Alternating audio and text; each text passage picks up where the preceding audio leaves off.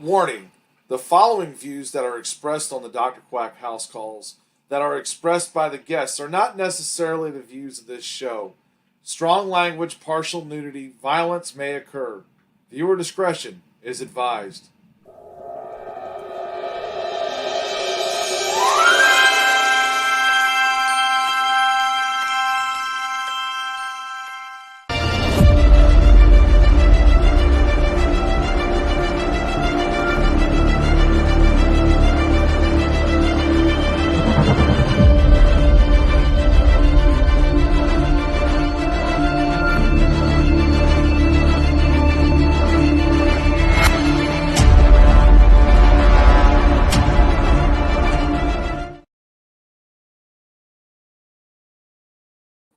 I bet you can hear me now. Hello, everyone. How are we doing? Welcome to the House Calls. I'm Dr. Quack, and let me introduce my co-host here, the main man himself, A-List Alverson.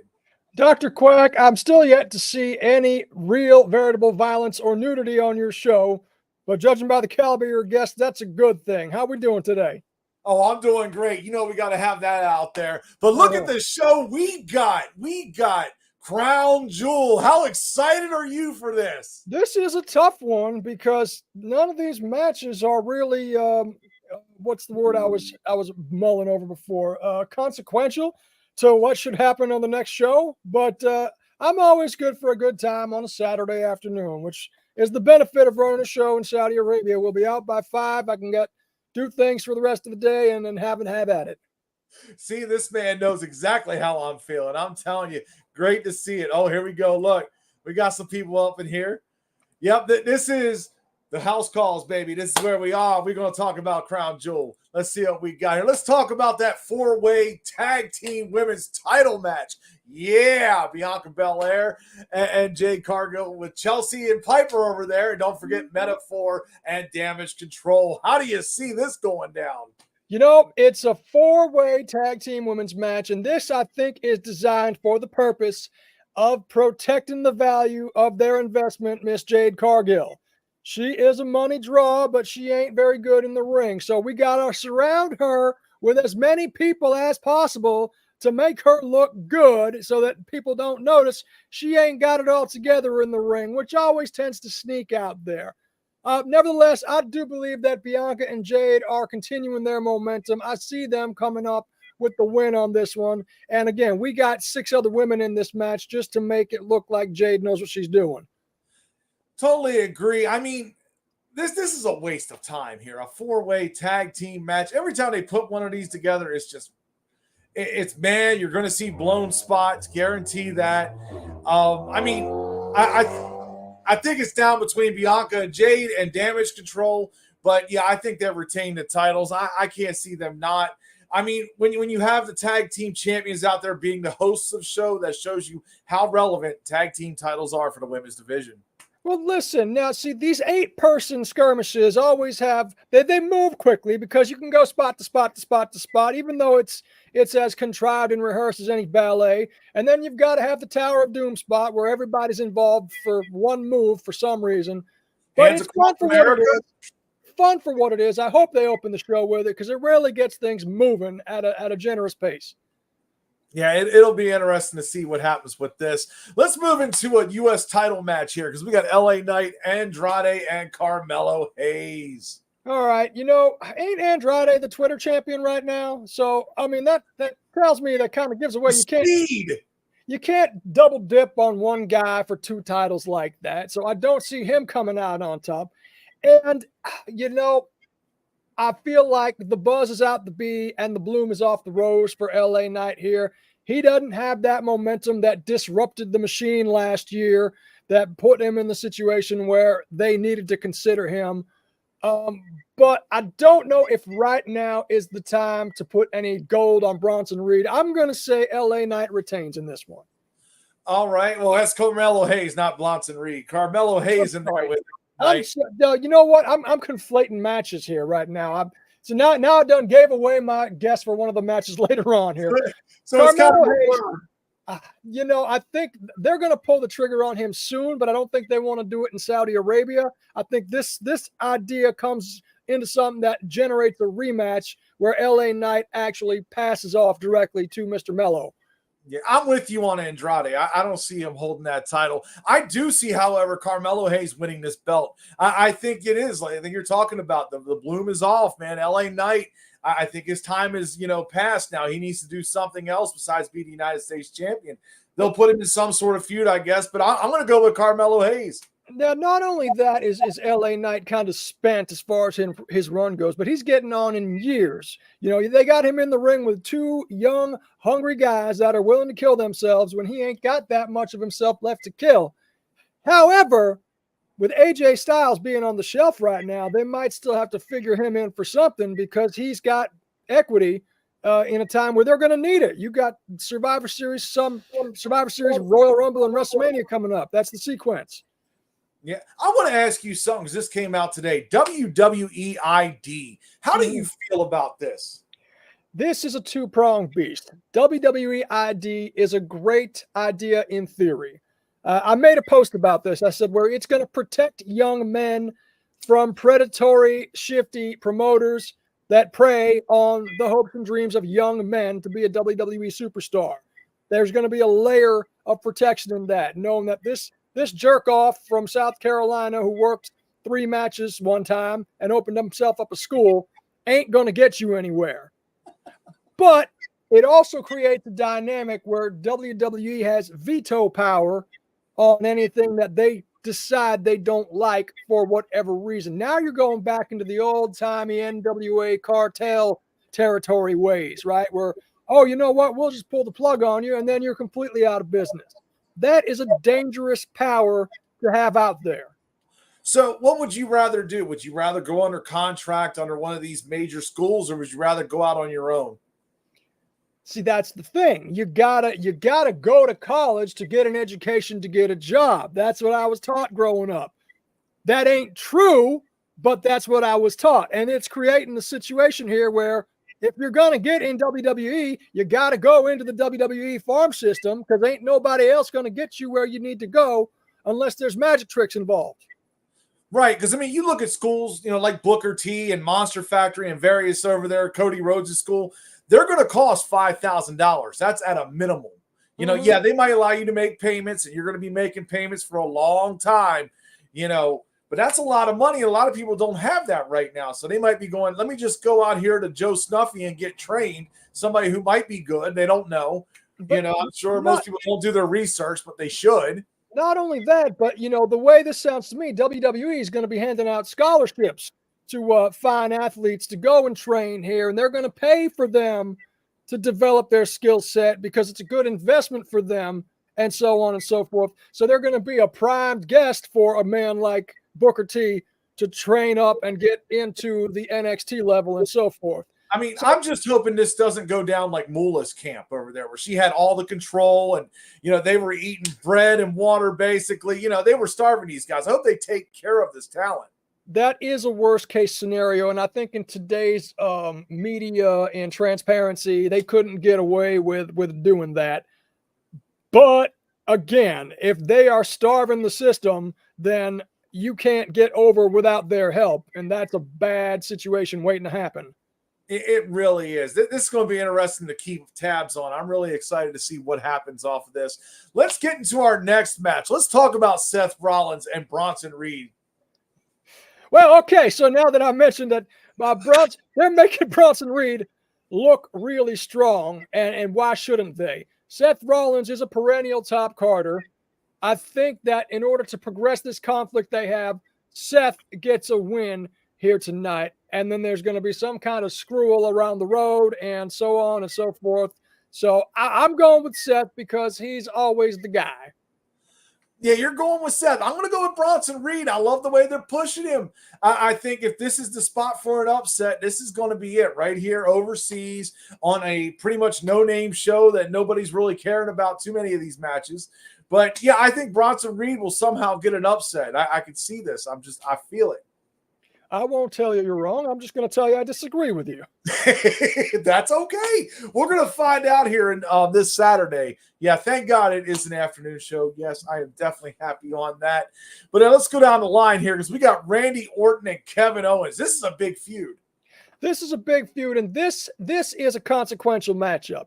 Something that they do on the next Premium Live event is going to materialize from what happens in this match right here. So I don't think the winner is as relevant as the story.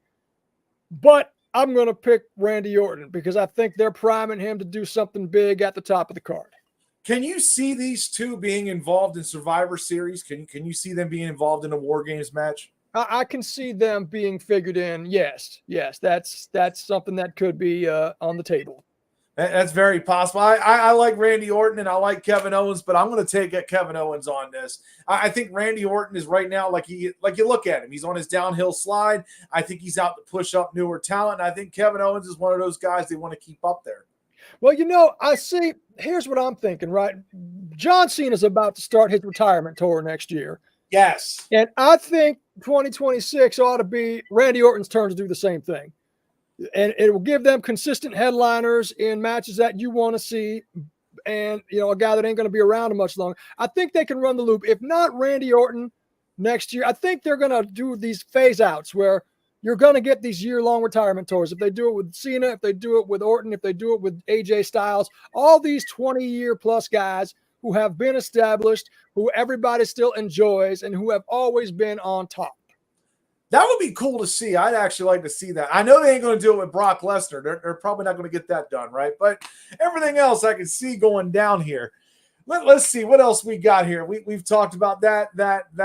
Oh, yeah, let's talk about this before we go into commercial break. The Bloodline versus the Bloodline. Yes. All those people involved in the Bloodline. How many is there, 60? This is great. This is what the Bloodline conflict is, what the NWO should have been, right? When you had Hollywood versus Wolfpack, that could have been as awesome as this is. You got a red hot guy and you've got the white hot guy clashing and going against each other. Now, as far as what's going to happen in the match, to me, it depends on which all of the Freebirds are going to be selected for the action here, because I foresee either Tonga Loa or Jimmy Uso taking the fall in this one. That's very possible. I can go with that. I think that what's his name over there? God, I can't remember his name. There's so many of them now. Jesus. I think Roman Reigns' teams is going to lose this. I think they're going to job here. I mean, the brothers over here, Jimmy and Jay, they got back together. They did the big hug and everything. Can you see some sort of fuck up here? I see some sort of hiccup going on that kind of raises the tensions here. And then you got to figure, is The Rock going to make another appearance? Because he done made that flash flood thing at the end there that ruined the whole flow of the show. So is he going to go to Saudi Arabia? Yeah, I mean, he's got enough gas money to get in his plane and go over there. So we ain't worried about that. Yes. I mean, he'll probably be there. I'm going to say yes. That's my guess. I'm with you. Not only that, he'll probably make 7 figures a minute just to go over there and do it, because it's on the Saudi kingdom here. He'll come in, swing a chair, say, if you smell what The Rock is cooking, and leave. Boom. But it could very well be. Let's take a quick commercial break before we break down the final 2 matches.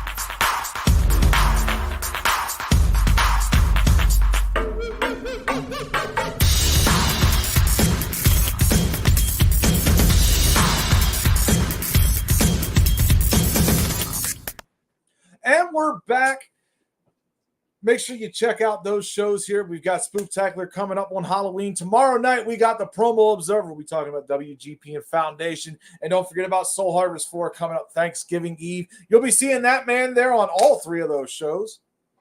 I'm a working man, whether anybody likes to admit it or not. Yes, you will. We'll see what happens.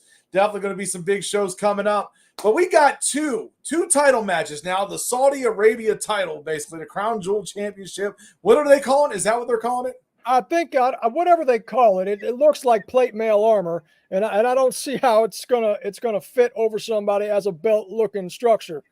But it is substantial, isn't it? It is. It's bigger than most of the women there, except Nia Jax. And she's in this match taking on Liv Morgan. Liv Morgan could live in that thing. I mean, that thing's huge. I mean, Liv Morgan could have people over in that belt. Oh, yes, guaranteed. But big match up there, the champion versus champion, Raw versus SmackDown champion. Who do you feel is going to win this match? I feel that Nia Jax is the only one that can do justice to the size of the trophy that's involved, so she gets my nod on that basis alone. Now, there might be some kind of shenanigans going on with Liv Morgan and her counterparts, but I feel like if you just match these two up face to face, it's going to be more than obvious that Nia Jax would be the one to win the fight. Yeah, I would think so. They just crowned her Queen of the Ring. I mean, she's been on an impressive streak with the title. Dominic Mysterio, do you think he gets involved in this? I'm sure he tries to, and perhaps he gets offset by Tiffy, and then maybe we get an accidental cash-in on the briefcase or something. Who knows? You know, they've got to make something worthwhile out of this because nobody cares about this title belt. And you've got Raquel Rodriguez, right? She's going to be out there as well. I mean, could be some tomfoolery out there. Hopefully Raquel Rodriguez looks TV ready now. I think the way she presents physically, don't get me wrong, she is imposing, but she just didn't look TV ready when she made that surprise comeback at Bad Blood. Yeah, that she messed that up, but hey, they covered it. It looked good. They went through it, you know. It happens. I'm going to go with Nia Jax too. I can't see her losing this match. It's just no, that doesn't make any damn sense for her. She doesn't have that personality anymore. Nia Jax 3 years ago would have lost this match and made a big huff about it. Nia Jax, as they present her now, it would damage her character to lose this match. Look, one of your fans is on here, Joey D.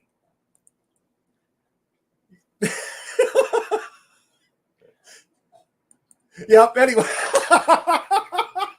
Let's move into this main event here. I think it's going to be Cody and Gunther. Now, a lot of people are like, this match is going to be huge. How do you feel about this? Do you think this is going to be worth watching? This will be worth watching because both of these guys can work a quality match. Now, the ending of this quality match that they are going to have is really not a difficult one for me. When it's champion versus champion, the heel always wins. Tell me a time where that didn't happen. I can't recall. That's what I'm saying. I mean, Brock beat AJ, Roman beat what's his name, Drew. You know, they used to do this kind of thing at Survivor Series every year. Now they want to push in the War Games direction. They're just moving this over to Saudi Arabia. So I duly believe that Gunther is going to win this match. You think the Golden Boy is not going to win this title? I mean, that's correct. You know why? Because I am used to seeing Cody lose. That's why. Now, Gunther, on the other hand, he doesn't lose very well or very often. So I believe that he's going to be the one to take this one, to hold that plate of armor up over his head and declare himself champion of the world. Come on. Yeah, I mean, I'm going to have to agree with you, but here's my thing. Is Bloodline going to get involved in this match? Somebody's going to get involved. Cody ain't going to lose. You got 7 of them over there now in this match. You think one of them will? Cody ain't losing this match clean and being like, oh, man, Gunther, you're the better guy tonight, but I owe you one. No. Gunther is going to get this one convincingly but nefariously. Yeah, I'm going to go with you on this. Definitely Gunther. I think he's going to come out strong. He's going to look good. But I do see Bloodline coming out there, interfering in this match. Probably about 30 side kicks, got a thigh slap out there before the match is over. But I do look forward to the match. I think it's going to be a roller coaster. I think that Cody will convince me that he might just win this damn thing a couple times before it's over. Yeah, I think they go at least 30 minutes. I can see this going at least 30. Yeah, definitely going to be a real strong one. Any other predictions you have for this show? You know what? I'm not really in the business of trying to figure out how the story writers are writing or making the magic. I'm just going to spend a Saturday afternoon where watching the leaves I should be raking outside scatter around with the wind and say, whoo, I love me some wrestling in Saudi Arabia. All I'm hoping is Seth Rollins doesn't come out of anything with Becky Lynch's closet on. That's all I'm hoping. He looked good this week on TV. He looked like a normal human being. I was impressed. That gets a thumbs up right there. There's no money in looking like a normal human being, Quack. Come on now. Facts are facts. But that's the end of our show. Thank you all for tuning in. We're going to be back at Survivor Series, so we'll see how this goes down because it's no longer the regular Survivor Series. It's War Games. Let's see how we get to there from here. I'm looking forward to it. All right. Thank you for being on A-List, and we'll see you next time.